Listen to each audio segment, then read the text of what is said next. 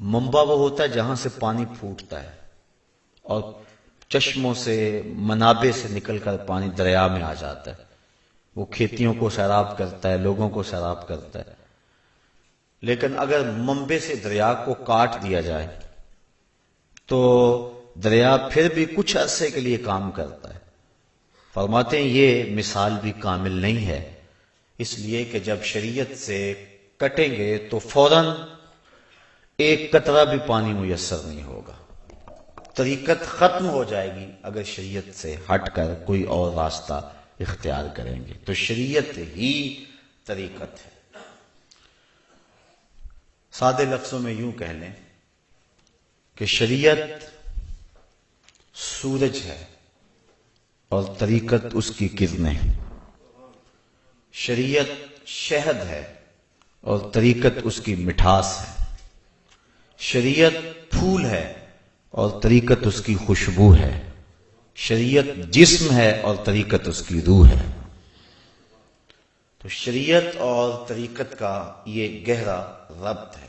حضرت حاجی امداد اللہ مہاجر مکی، جو کہ اہل سنت اور دیگر مکاتیب فکر میں برابر معتبر مانے جاتے ہیں، وہ فرماتے ہیں شرح مثنوی میں حضور علیہ السلام کی ایک حدیث کی تائید حاصل کرنے کے بعد کہ شریعت حضور کے اقوال کا نام ہے، طریقت حضور کے افعال کا نام ہے، حقیقت حضور کے احوال کا نام ہے، اور معرفت حضور کے رازوں کا نام ہے۔ تو شریعت اور طریقت دو الگ چیزیں نہ ہوئیں، بلکہ شریعت ہی محک و معیار ہے اور وہی منات و معیار ہے، اور بغیر شریعت کے طریقت قبول نہیں ہے۔ علم کی تحریک کے مخالفین صوفیہ طریقت اور شریعت کو الگ الگ خانوں میں بانٹ کر بڑا ظلم کرتے ہیں، اور اس وجہ سے بہت سارے لوگوں کا طریقت سے یقین اٹھ گیا ہے، بلکہ وہ اہل طریقت کو عجیب مخلوق سمجھتے ہیں۔ دوسری طرف جعلی اہل طریقت نے اس سلسلے کو اپنا کاروبار بنا کر اس مقدس اور مطہر راستے کو بدنام کیا، جس سے لوگوں کا اس سے یقین اٹھا۔ لیکن سیدھی سی بات ہے کہ اگر کمبل میں پسو پڑ جائیں تو کمبل تو نہیں جلایا کرتے، جھاڑ کے پسوؤں کو ہٹایا کرتے ہیں اور کمبل کو صاف کیا کرتے ہیں۔ تو اس کا یہ مطلب نہیں ہے کہ ہم طریقت کا انکار ہی کر دیں، اگرچہ کچھ لوگوں نے طریقت کے نام سے طریقت میں بہت ساری چیزیں شامل کر لی ہیں جن کا طریقت اور تصوف سے کوئی دور کا رشتہ بھی نہیں ہے۔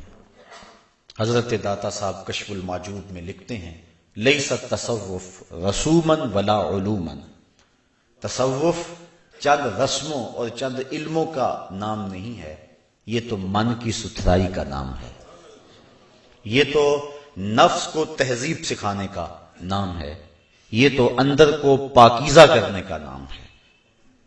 تو اس وجہ سے انکار کر دیا جائے تو یہ کوئی دانش مندی نہیں ہے، بلکہ جو متصوفین ہیں یعنی جعلی متصوفین، ان سے ناتا توڑا جائے اور ان کو بے نقاب کر کے تصوف کی اصل روح کو لوگوں کے سامنے رکھا جائے۔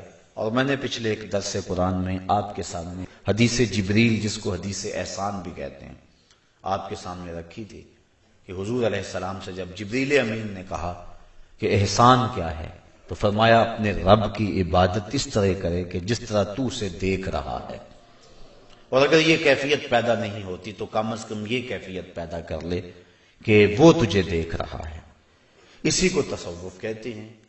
اسلام کا یہ مرتبہ احسان ہی طریقت کہلاتا ہے، تو اس سے کیسے انکار کیا جا سکتا ہے؟ تو یہ حضور کے افعال کا نام ہے، تو افعال رسول سے ہم کیسے انکار کر سکتے ہیں؟ اعلی حضرت نے مثال سے اس کو یوں بھی سمجھایا، باقاعدہ آپ نے سنوان سے ایک رسالہ لکھا، اس کے اندر آپ لکھتے ہیں کہ اس کی مثال یوں لے لیں کہ شریعت نور الہی ہے جو ایک فانوس میں ہے، اور طریقت اس کی روشنی کو بڑھا دینا ہے، جو وہ روشنی آئی ہے اس کو دور دور تک پہنچانے کا اہتمام کرنا، یہ طریقت ہے۔ سادے لفظوں میں آپ یوں کہہ لیں کہ جو احکام جن پہ ہم عمل کرتے ہیں، نماز، روزہ، حج، زکوٰۃ، دیگر اعمال، ان کو روح کی گہرائی تک لے جانا اور دل کی ایک ایک پرت میں ان کو سجا لینا، اس کو طریقت کہتے ہیں۔ طریقت اور شریعت یہ ایک ایسی حقیقت ہے جس کے دم سے خلوص کے جہاں میں روشنی ہے، اور انسان بالخصوص جو اہل طریقت ہیں وہ اپنی زندگی کے ایک ایک قدم کو پھونک پھونک کے رکھتے ہیں، اور اپنے رب کی رضا جوئی کے لیے وہ شب و روز کوشاں رہتے ہیں۔ راہ طریقت کے مسافر کو منزل مقصود تک پہنچانے کے لیے جو شخص راہبری کرتا ہے اس کو طریقت کی زبان میں مرشد کہتے ہیں۔ مرشد کا معنی راہ دکھلانے والا، ارشاد کرنے والا، اور جو اس راستے پہ چلنے والا ہے اسے سالک کہا جاتا ہے۔ سالک اور مرشد، مسترشد اور مرشد، یہ اس راستے پہ چلنے کا جو عہد کرتے ہیں اس عہد کو بیعت کہا جاتا ہے۔ بیعت عربی میں بک جانے کو کہتے ہیں۔ مرید اپنے شیخ کے ہاتھ پہ بک جاتا ہے، اور پھر شیخ جو جو بتلاتا چلا جاتا ہے مرید اس راستے پہ گامزن ہو جاتا ہے۔ پھر ایک وقت آتا ہے کہ منزل آگے بڑھ کے اسے گلے لگا لیتی ہے۔ اور بیعت کے حوالے سے یہ کوئی بات نہیں ہے کہ یہ بعد میں گھڑی ہوئی کوئی بات ہے، بلکہ حضور علیہ السلام نے صحابہ سے بیعت لی ہے۔ صرف بیعت اسلام نہیں ہے، بیعت اسلام کے بعد بھی حضور نے بیعتیں لی ہیں۔ بخاری کتاب الایمان کے اندر حضرت عبداللہ بن صامت رضی اللہ تعالی عنہ سے روایت ہے، اور یہ وہ صحابی ہیں جو بدر میں بھی شریک ہوئے۔ حضرت عبادہ بن صامت رضی اللہ تعالی عنہ فرماتے ہیں کہ حضور علیہ السلام نے ہم سے بیعت لی، اس حال میں کہ حضور کے ارد گرد صحابہ بیٹھے ہوئے تھے، اور حضور نے فرمایا آؤ میرے سے بیعت کرو، اس بات پر کہ اللہ کے ساتھ کسی کو شریک نہیں ٹھہراؤ گے، چوری نہیں کرو گے، زنا نہیں کرو گے، اپنی اولاد کو قتل نہیں کرو گے۔ تو یہ حضور علیہ السلام نے صحابہ سے بیعت لی۔ قرآن مجید میں اللہ تعالیٰ نے ارشاد فرمایا یا ایھا الذین آمنوا اتقوا اللہ وابتغوا الیہ الوسیلہ، اے ایمان والو اللہ سے ڈر جاؤ اور اس کا قرب حاصل کرنے کے لیے کوئی وسیلہ تلاش کرو، وجاہدوا فی سبیلہ، اور اس کے راستے میں مجاہدہ کرو، لعلکم تفلحون، تاکہ تم فلاح پا جاؤ۔ وسیلے سے مراد کیا ہے؟ بعض لوگ کہتے ہیں کہ وسیلے سے مراد اللہ تعالیٰ ہی ہے۔ یہ بڑی بے ڈھنگی سی بات کسی نے کی۔ اللہ تعالیٰ وسیلہ نہیں، وہ مقصود ہے، وہ مقصود ہے۔ وسیلہ تو وہ ہوتا ہے جو منزل تک پہنچاتا ہے، تو وہ تو خود منزل ہے۔ مومن کی منزل اللہ ہے، وہ اس کی رضا جوئی کے لیے شب و روز گزارتا ہے، اس کا قرب اس کی زندگی کا مقصد اولی ہے، تو وہ وسیلہ نہیں، وہ مقصود ہے۔ کچھ لوگوں نے کہا کہ وسیلہ سے مراد اعمال صالحہ ہیں، اچھے اعمال کے ذریعے سے اللہ کا قرب حاصل کرو۔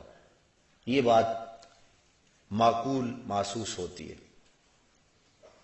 یقیناً اچھے اعمال بھی وسیلہ ہیں، لیکن اس آیت میں جو میں نے آپ کے سامنے تلاوت کی، یہاں ارشاد فرمایا اے ایمان والو اللہ سے ڈر جاؤ، تقوی اختیار کرو، اور اس کا قرب حاصل کرنے کے لیے کوئی وسیلہ تلاش کرو۔ تو یہاں اعمال حاصل ہو گئے تھے تقوی میں ہی، کیونکہ تقوی اللہ کی فرما برداری میں زندگی کو گزارنے کا کہا جاتا ہے۔ احتیاط کی جائے، کوئی ایسا کام نہ کیا جائے جس سے مالک ناراض ہو جائے، اس کی رضا جوئی کو حاصل کرنا تقوی کہلاتا ہے۔ کعب احبار سے ابن عمر نے پوچھا، آپ پچھلی کتابوں کے بھی عالم ہیں اور قرآن مجید اور احادیث طیبہ بھی آپ کی نظر میں ہیں، آپ بتائیں تقوی کیا ہے؟ کہا پوچھنے والے، کبھی ایسی وادی سے گزرے ہو جہاں کانٹے دار جھاڑیاں ہوں؟ کہاں کئی مرتبہ گزرا ہو۔ کہا پھر تم نے کیا کیا؟ کہا میں نے اپنے لباس کو سمیٹ لیا کہ جھاڑیوں سے گزر رہا ہوں اور جھاڑیوں سے کانٹے لگے ہوئے ہیں، میرا لباس تار تار نہ ہو جائے۔ کالا فضا کا تقوی۔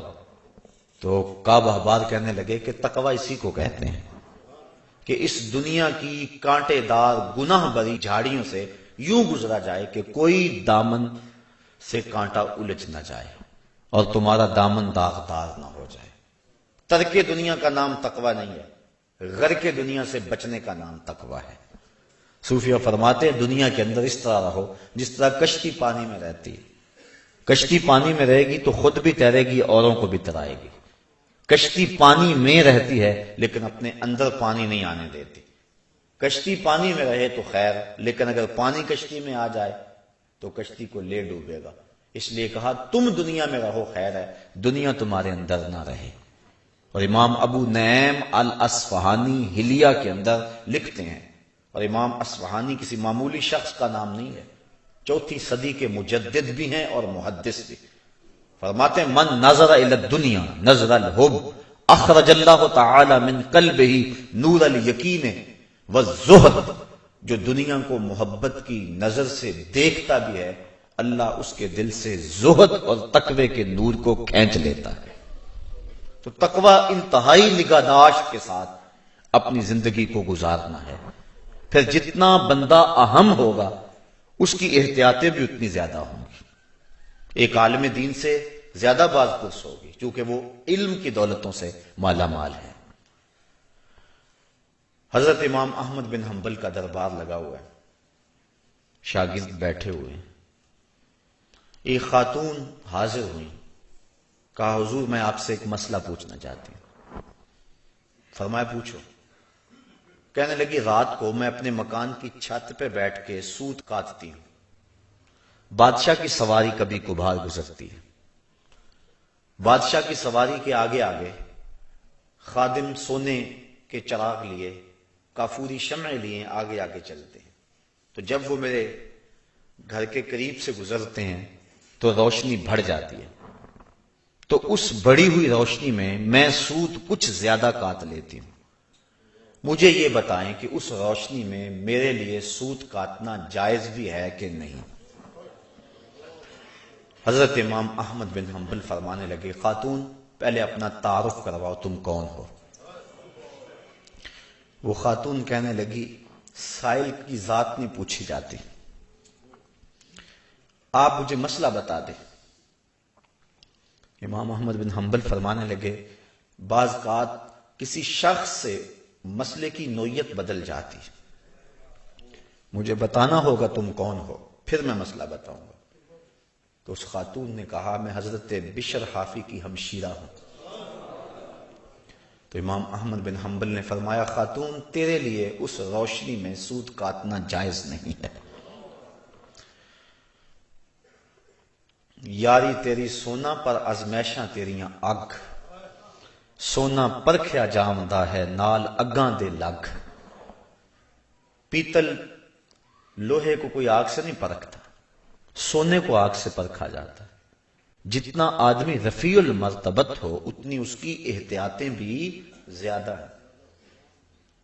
ہمارے استاذ المکرم اللہ ان کی قبر پہ کروڑوں رحمت نازل فرمائے، جب شاگردوں کو فارغ کرتے تھے علوم دینیہ کی تکمیل کے بعد تو فرماتے تھے بیٹا پہلے تم طالب علم تھے، اب معاشرے میں بحیثیت عالم دین جا رہے ہو، تمہارے اٹھنے بیٹھنے کو لوگ دین سمجھیں گے، کہیں ایسا نہ ہو کہ تم کوئی ایسا کام کرو لوگ دین سمجھیں اور وہ دین نہ ہو۔ تمہاری زندگی کا ایک ایک عمل دین کے مطابق ہونا چاہیے۔ تو جوں جوں بندہ مرتبہ رفیع پر فائز المرام ہوتا ہے تو اس کے معاملے بھی اتنے ہی نازک اور حساس ہو جاتے ہیں۔ حضرت جہانگیر سمنانی علیہ رحمہ، آپ سے کسی نے تقوی کے بارے میں پوچھا تو آپ نے فرمایا تقوی یہ ہے کہ نیکی کرنے کے باوجود بھی ڈرتا رہے، پتہ نہیں میری نیکی بھی قبول ہوئی ہے یا کہ نہیں۔ تو تقوی اس کو کہتے ہیں، گناہوں سے بچنے سے، نیکیوں کی بجا آوری سے تقوی حاصل ہوتا ہے۔ تو اعمال صالحہ تو تقوی میں ہی حاصل ہو گئے۔ اب اعمال صالحہ کے بعد جس وسیلہ کا تذکرہ کیا جا رہا ہے اس سے مراد قرآن مجید کی اس آیت میں اعمال نہیں ہو سکتے۔ نیکیوں کی بجا آوری سے تقوی حاصل ہوتا ہے۔ تو اعمال صالحہ تو تقوی میں ہی حاصل ہو گئے۔ اب اعمال صالحہ کے بعد جس وسیلہ کا تذکرہ کیا جا رہا ہے اس سے مراد قرآن مجید کی اس آیت میں اعمال نہیں ہو سکتے۔ اس لیے وسیلے سے مراد اعمال اگر کسی نے کہا وہ درست ہے، لیکن اس آیت میں جو میں نے آپ کے سامنے تلاوت کرنے کا شرف حاصل کیا ہے اس میں وسیلہ کچھ اور ہے۔ اب اس کے بارے میں مفسرین نے لکھا، لیکن میں حضرت شاہ ولی اللہ محدث دہلوی علیہ رحمہ آپ کا قول اس لیے اس معاملے میں رکھنا چاہوں گا کہ بر صغیر پاک و ہند میں تمام مکاتیب فکر کے ہاں شاہ ولی اللہ محدث دہلوی کی ذات معتبر ہے۔ آپ فرماتے ہیں یہاں وسیلے سے مراد بیعت مرشد ہے کہ شیخ کامل سے آپ وابستگی حاصل کریں تاکہ وہ تمہاری تہذیب کرے، اور یہ نہیں کہ شیخ کامل سے وابستگی اختیار کرنے کے بعد خاموش ہو کے بیٹھ جاؤ۔ شیخ ہے میں نے بیعت کر لی اور مرید کے میں نے بیعت ہو گیا، بس کام ختم نہیں۔ وجاہدوا فی سبیلہ، کام تو اب شروع ہوا ہے، مجاہدے تو اب شروع ہوئے، راتوں کی نیندیں تو اب اچاٹ ہوئی ہیں۔ لوگ کہتے ہیں پیر وہ ہوتا ہے جو پیڑ ختم کرے، ایک معنی میں یہ بات درست ہے، لیکن میں کہتا ہوں کہ ہمارے پیر نے تو ہمیں پیڑ لگا دی ہوئی ہے، نہ دن کو چین، نہ رات کو آرام، نہ دوپہر کو سکون۔ اقبال کہتا ہے تو نے پوچھی ہے امامت کی حقیقت مجھ سے، حق تجھے میری طرح صاحب اسرار کرے، ہے وہی تیرے زمانے کا امام برحق جو تجھے حاضر و موجود سے بیزار کرے، دے کے احساس زیاں تیرا لہو گرما دے، فقر کی سان چڑھا کے تجھے تلوار کرے، موت کے آئینے میں دکھلا کے رخ دوست تیرے لیے زندگی اور بھی دشوار کرے۔ ایک شخص حضور کی خدمت میں حاضر ہوا اور عرض کی انی احبو کا، حضور میں آپ سے پیار کرتا ہوں۔ امام طبرانی نے اپنی موجم میں اس روایت کو نقل کیا۔ آقا کریم نے فرمایا سوچ کے بولو کیا کہہ رہے ہو؟ کہا انی احبو کا، میں آپ سے پیار کرتا ہوں۔ فرمایا پھر سوچ لو۔ اس نے پھر عرض کی حضور میں آپ سے پیار کرتا ہوں۔ کالا فاستعد للفاقہ، کہا اچھا مجھ سے پیار کرتے ہو پھر دکھوں کے لیے تیار ہو جاؤ۔ جو سیس تلی پہ دھر نہ سکے وہ پریم نگر میں آئے کیوں، یہاں تو گھر بھی لٹتے ہیں، یہاں تو مشق ستم بنایا جاتا ہے، یہاں تو کمر پہ کوڑے برستے ہیں، اس راستے کے اندر لوگ مصلوب بھی ہوتے ہیں اور حوالہ زنداں بھی، یہاں تو دکھوں اور مصیبتوں سے پالا بھی پڑتا ہے، اور ادھر یہ بھی حکم ہوتا ہے خبر زبان سے سیدھی کر دی، زخم پہ زخم کھا کے جی، خون جگر کے گھونٹ پی، آہ نہ کر لبوں کو سی، یہ عشق ہے دل لگی نہیں، یہ محبت ہے۔ یہاں ضبط کرنا پڑے گا، یہاں سانس بھی روکنی پڑے گی، یہاں شکوہ بھی نہیں کر سکتے ہو۔ تو بیعت کے بعد دوسری بات وجاہدوا فی سبیلہ، اب مجاہدہ۔ اب بیعت بھی دو طرح کی ہوتی ہے، ایک بیعت برکت اور ایک بیعت ارادت۔ بیعت برکت وہ ہوتی ہے کہ کسی شخص کے ہاتھ میں ہاتھ دے کے بیعت کر لی جائے تاکہ اس سے انتصاب پیدا ہو جائے۔ آج کل عموماً بیعت اسی قسم کی ہے کہ شیخ سے ربط قائم ہوا اور اس کی نسبت لے لی، اور باقی زندگی میں نیکی بھی ہے، برائیاں بھی ہیں، اپنی مرضی بھی چلتی ہے، کبھی کبھار شیخ کی کوئی بات بھی مان لی، اکثر تعلیمات نظر اندازی ہوتی ہیں۔ تو عموماً آج کل بیعت جو ہے وہ بیعت برکت ہے، دوسری ہے بیعت ارادت، اور وہ یہ ہے کہ شیخ کے ہاتھ میں ہاتھ دے دیں، پھر اس کے بعد اپنا آپ ختم کر دیں، تیرے ہندیاں سندیاں محبوبہ میں کافر ہواں جے میں ہوں، پھر اپنی وجود کو بھی اپنی ہستی کو بھی ختم کر دیں۔ بلکہ بزرگ فرماتے ہیں کہ شیخ کے حضور اور اس کے ہاتھوں میں اس طرح مرید ہو جائے جس طرح غسال کے ہاتھوں کے اندر میت ہوتی ہے، وہ جدھر مرضی رخ پلٹتا ہے اس کو غسل دیتا ہے، میت کو کوئی اختیار نہیں ہوتا کہ آگے سے کہے کہ نہیں پہلے یہ ہاتھ دو پھر یہ ہاتھ دو، یہ غسال کی مرضی ہوتی ہے کہ پہلے کدھر سے شروع کرنا ہے اور کہاں دھونا ہے، پانی کتنا گرم ڈالنا ہے، کتنا ٹھنڈا ڈالنا ہے، کتنا ملنا ہے کتنا نہیں ملنا۔ تو اس طرح جو بیعت ارادت کے اندر مرید ہوتا ہے، المرید لا یرید، اس کی حالت یہ ہوتی ہے وہ کچھ بھی نہیں مانگتا، اس کی نظر صرف شیخ کی طرف ہوتی ہے، وہ شیخ کی رضا میں گم ہو جاتا ہے، اور شیخ نبی کی رضا میں گم ہوا ہوتا ہے، لہذا شیخ اپنا رنگ چاڑتا ہے، تو جب شیخ کا رنگ چڑھتا ہے تو وہ سنت کا رنگ ہوتا ہے، تو پھر وہ اپنی زندگی سے اپنی مرضی سے جو ہے وہ کچھ بھی نہیں کرتا۔ تو یہ دوسری صورت ہے بیعت ارادت کی، اس بیعت کے اندر بندہ مرتبہ کمال پہ پہنچتا ہے، اور شیخ کے بتائے ہوئے اسباق اور اس کے طریقے اس پہ عمل کر کے اس کے نفس کی تسکین ہوتی ہے۔ اگر کوئی شخص صحیح العقیدہ ہے اور بیعت نہیں کرتا تو کیا اس کی نجات ہوگی یا نہیں؟ مسئلہ یہ ہے کہ مطلق ایمان سے اس کی نجات ہو جائے گی، لیکن بیعت کا مقصد یہ ہے کہ دنیا کے اندر جو اس کے علائق نفس ہیں اور اس کی خرابیاں ہیں، شیخ کی صحبت میں وہ دور ہوتی ہیں۔ دوسرا، عبادت کا صحیح پھل اور صحیح لذت اس کو حاصل ہوتے ہیں۔ جو کھجور خود بخود اگتی ہے اس کے اوپر پتے تو لگتے ہیں سبز، لیکن پھل نہیں لگتا، پھل اس کھجور کو لگتا ہے جس کو مالی لگاتا ہے، پھر مناسب وقت میں گوڈی بھی دیتا ہے پانی بھی دیتا ہے، اور اس کی جو ضرورت ہے وہ اس کو باہم پہنچاتا ہے، اس کے اوپر پھر پھل آتا ہے۔ جو خود رو درخت ہے وہ پھلدار نہیں ہوتا ہے، اس لیے خود آدمی عبادت نیکیاں یہ سب کچھ کرے، نجات کا جو ہے راستہ نہیں رکتا ہے، لیکن وہ حقیقی پھل تب آئے گا جب کسی شیخ کامل کے ہاتھ میں ہاتھ دے کر اپنا سب کچھ اس کے سپرد کر دے گا، اور پھر وہ نظر کرے گا تو دل کی دنیا کو بدل کے رکھ دے گا۔ اب حقیقی شیخ کون ہے؟ اعلی حضرت علیہ رحمہ آپ نے 4 شرائط لگائی ہیں۔ آپ فرماتے ہیں پہلے تو اعتقاد کے اعتبار سے درست ہو، صحیح العقیدہ۔ دوسرا، فاسق مولن نہ ہو، اعلانیہ فسق نہ کرنے والا ہو۔ شیخ معصوم عن الخطا نہیں ہوتا، یہ بات ذہن میں رکھیں، یہ شان نبی کی ہے کہ اس سے گناہ سرزد نہیں ہو سکتے، لیکن باقی لوگوں سے گناہ سرزد ہو جاتے ہیں۔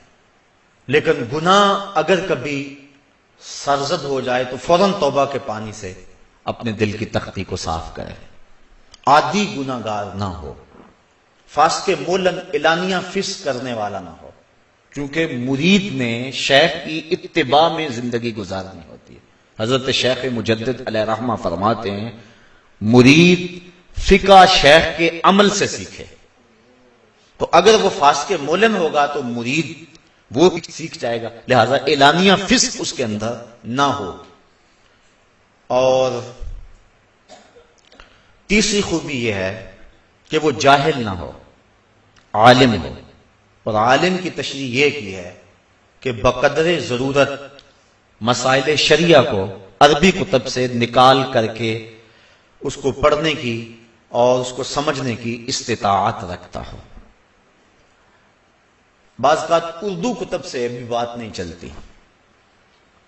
ایک بار ایسا ہوا کہ ہمارے وہاں ایک شخص ٹانگوں سے معذور تھا، اس وقت کے ایک بڑے معتبر شخص سے جو کہ پورا عالم نہیں تھا، اس سے لوگ مسئلہ پوچھنے گئے، اس نے کہا کہ اس معذور کے پیچھے نماز نہیں ہوتی۔ اور اس نے کتابیں نکالی، بہار شریعت اور دیگر، دیکھو لکھا ہے کہ معذور کے پیچھے جو ہے وہ نماز نہیں ہوتی۔ وہ مجھے پوچھنے آئے، میں نے کہا کہ نہیں ہو جاتی ہے۔ وہ کہنے لگے کہ اس نے کتاب دکھائی ہے۔ میں نے کہا عجیب بات، یہ کیسے ہو سکتا ہے؟ وہ جا کے اس سے کتاب لے آئے اور وہ بڑا خوش تھا کہ وہ انہوں نے غلط کہہ دیا اور میں سچ بتا رہا ہوں اور لکھا ہوا ہے۔ تو میں نے جب دیکھا تو میں نے کہا کہ ہاں وہ بھی اپنے اعتبار سے صحیح کہتا ہے جو اس نے پڑھا ہے۔ اصل جب فقہ میں کسی کو معذور لکھا گیا ہو تو اس معذور سے مراد اپاہج نہیں ہوتا، اس معذور سے مراد وہ ہوتا ہے جس کو سلسلے ری یا سلسلے بول کی بیماری ہو، یعنی جس کا وضو نہ ٹھہر سکتا ہو کہ وہ 2 رکعت بھی پڑھ سکے۔ اب اس کے لیے حکم شرعی یہ ہے کہ وہ نماز کا جب وقت شروع ہو تو وضو کر لے، پھر دوسری نماز کے وقت تک اس وجہ سے اس کا وضو نہیں ٹوٹے گا، اور کوئی وجہ ہوگی تو وضو ٹوٹے گا۔ تو اب وہ طہارت میں تو ہے لیکن اس کی طہارت کامل نہیں ہے، تو نمازیوں کی طہارت کامل ہے جو پیچھے ہے، تو اس ناقص طہارت والے کے پیچھے کامل طہارت والوں کی نماز نہیں ہوگی، تو اس شخص کو شریعت میں معذور کہتے ہیں۔ تو اس نے اپاہج کو معذور سمجھ لیا، تو اس لیے اعلیٰ حضرت فرماتے ہیں کہ وہ عربی کتب سے استفادہ کرنے کی صلاحیت رکھتا ہو اور مسائل شریعہ کو وہ دیکھ سکتا ہو۔ اور چوتھی شرط یہ ہے کہ اس کا سلسلہ طریقت بغیر کسی انقطاع کے جناب رسالت مآب صلی اللہ علیہ وسلم تک پہنچتا ہو، وہ واسطے ان کے اندر کوئی فرق نہ ہو، حضور تک اس کا سلسلہ متصل ہو، تو وہ اس قابل ہے کہ اس شخص کے ہاتھوں میں ہاتھ دے کر بیعت کی جائے۔ بعض علماء نے یہ شرط بھی 5ویں لگوائی ہے کہ کسی شیخ کامل کی صحبت میں بیٹھ کر اس نے علم طریقت حاصل کیا ہو، کیونکہ شیخ کی صحبت میں بیٹھ کر جو کچھ حاصل ہوتا ہے وہ دور رہ کر حاصل نہیں ہوتا ہے۔ اور حضرت جنید بغدادی رضی اللہ تعالی عنہ نے یہ بھی شرط لگائی ہے کہ وہ محدث ہو، اور بعض علماء نے یہ شرط بھی لگائی ہے کہ اس کی نظر لوح محفوظ تک پہنچتی ہو اور مرید کرنے سے قبل وہ دیکھے کہ یہ شکی ہے یا صحیح۔ اگر وہ شکی ہے تو اس کی شقاوت کو سعادت سے بدلے، پھر اس کو اپنے حلقہ ارادت میں داخل کرے۔ لیکن پرانے دور کے بزرگوں نے یہ شرائط لگائی تھی، موجودہ دور کے اندر ایسے لوگ خال خال ملیں گے، تو اگر ان 4 شرائط کا حامل کوئی شخص مل جائے تو اس کی صحبت کو غنیمت جاننا چاہیے اور اس کی صحبت میں بیٹھ کر باطن کا نور اور باطن کے اجالے حاصل کرنے چاہیے۔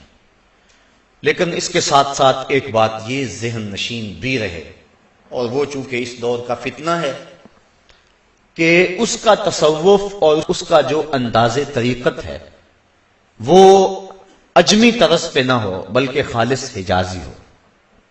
فقر بھی 2 قسم کا ہے، ایک فقر حجازی اور ایک فقر اجمی یا فقر ہندی جس کو کہہ لیتے ہیں۔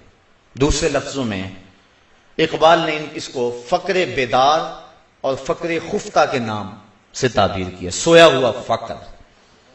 جامع شرائط ہے، عالم بھی ہے اور باشرہ بھی ہے، سلسلہ بھی متصل ہے اور فاسق مولن بھی نہیں ہے، لیکن دین سے عدم آگہی کی وجہ سے وہ مزاج شریعت کو پوری طرح سے نہیں جانتا ہے، اور وہ لوگوں کی تربیت اس انداز سے کرتا ہے، ان کو راہ بنا دیتا ہے۔ حضرت جنید بغدادی فرماتے میرے رشتے میں ماموں اور شیخ حضرت سری سختی نے مجھے دعا دی کہ اللہ میرے بیٹے جنید کو پہلے محدث بنانا پھر فقیر بنانا۔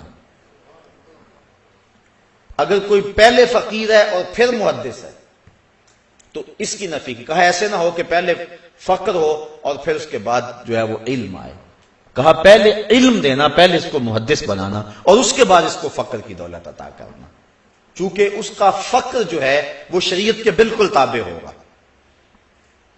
ایسا شیخ کہ جس کی فکر ہی ٹھیک نہ ہو، جس کی فکر فقر ہی درست نہیں ہے، تو وہ کیوں کر رہنمائی کر سکتا ہے؟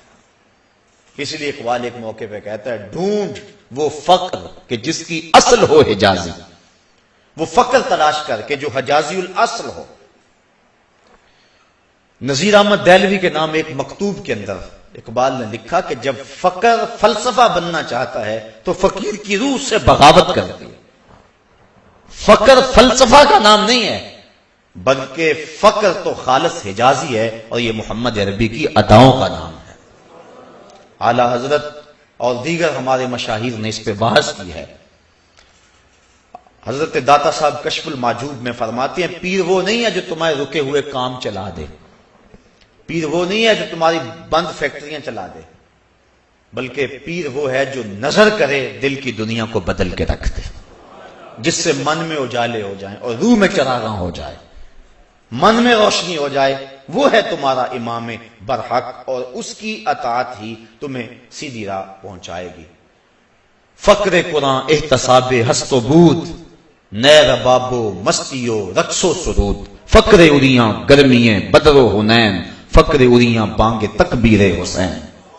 ایک اقبال کہتا ہے قرآن کا فقر من کے محاسبے کا نام ہے، ڈھول کی تھاپک پہ ناچنے کا نام فقر نہیں ہے، مختلف رنگوں کے کپڑے پہن لینے کا نام فقر نہیں ہے، چرس کے سوٹے لگانے کا نام فقر نہیں ہے۔ ہاں اپنے بھی خفا مجھ سے ہیں بیگانے بھی ناخوش، کہ میں زہر حلاحل کو کبھی کہہ نہ سکا قنج، اپنے پیر کے دربار کا کلش بہت اونچا کر لینے کا نام بھی فقر نہیں ہے، درباروں پر چادریں چڑھانے کا نام بھی فقر نہیں ہے۔ فقر کیا ہے؟ احتساب ہست و بود، یہ تو من کے محاسبے کا نام ہے، یہ تو اندر کے گند اور اندر کی غلاظتیں، وہ حسد ہے، بغض ہے، کینہ ہے، ان کو دھونے اور ان سے اپنے من کو پاک کرنے کا نام ہے۔ نیر بابو مستیو رقص و سرود، یہ رقص و سرود مستی اور بھنگڑوں کا نام نہیں ہے۔ اور آگے اقبال کہتا ہے فقر اریاں گرمییں بدر و حنین، کہتا ہوں کھل کے بتا دیتا ہوں کہ فقر کیا ہے، یہ بدر و حنین کی گرمی کا نام ہے۔ فقر اریاں بانگ تکبیر حسین، یہ کربلا کے تپتے ہوئے ریگزار میں حسین ابن علی کی للکار کا نام ہے۔ یہ فقر ہے اور یہ حقیقی فقر ہے۔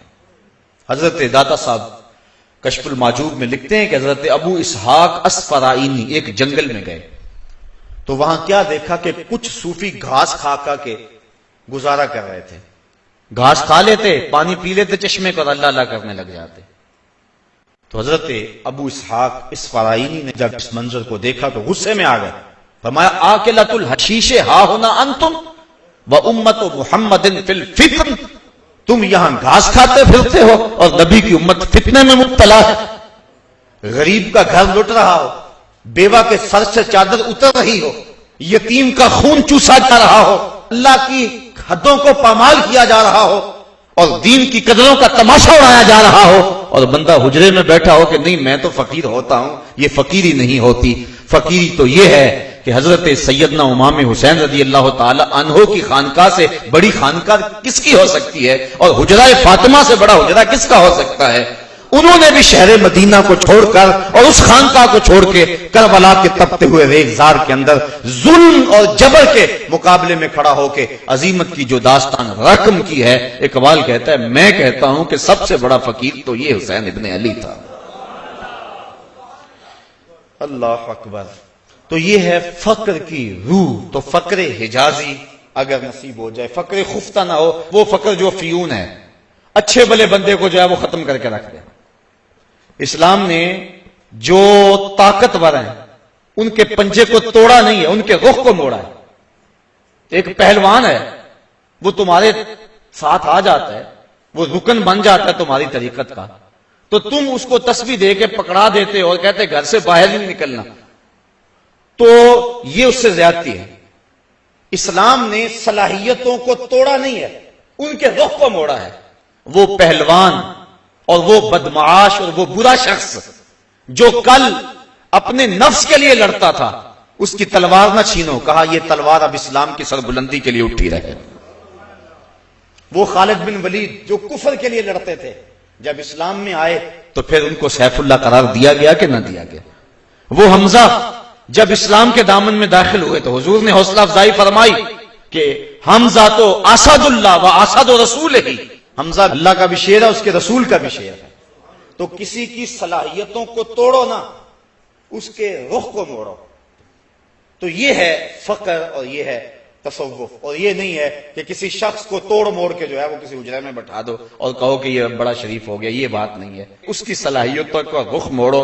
اور ہمارے فقراء نے، ہمارے صوفیاء نے ہی وہ منظم اور متحرک تحریکیں تھیں کہ ایک ایک شخص نے 90 لاکھ کافروں کو کلمہ توحید پڑھایا. یہ تصوف جو ہے یہ ایک جیتا جاگتا ہوا اور متحرک ایک تحریک کا نام ہے. یہ نہیں ہے کہ تصوف کے اندر آ کر بالکل جو ہے وہ بندہ بے بس ہو جائے.